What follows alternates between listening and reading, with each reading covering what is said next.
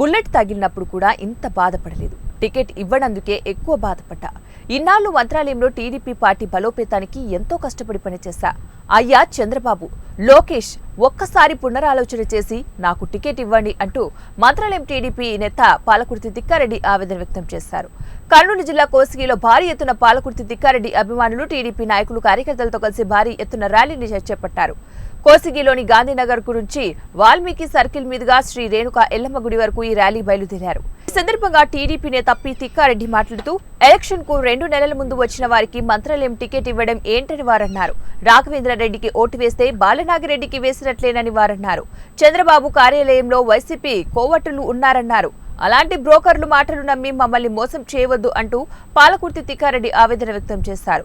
తనకు మంత్రాలయం టికెట్ ఇచ్చేంత వరకు కూడా తన పోరాటం ఆగదని వారన్నారు.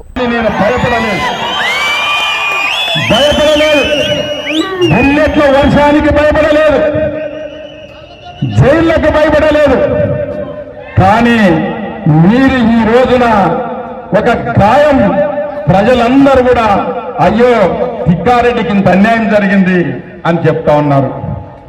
తెలుగుదేశం పార్టీ టికెట్ చంద్రబాబు గారు నిర్ణయం చేస్తే మేము శిరసాగా ఇస్తాం.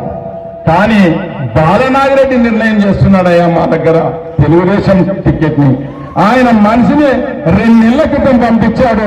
ఈ రోజు 2 నెలల క్రితమే వాళ్ళు చెప్పారు బాలనాగిరెడ్డి రాఘవేంద్ర రెడ్డికి టికెట్ వస్తుందని మంత్రాలయంలో పార్టీలో చేరక ముందు. ఈ రోజు మీరు అదే పేర్లు ప్రకటన చేస్తే ఎక్కడ మేము నమ్మాలి, ఎక్కడ ఏ ఏట్ల పడాలి మేము చెప్పండి. మేము మిమ్మల్ని నమ్మాం. ఉడత నామాలు పెట్టుకుని రామా రామా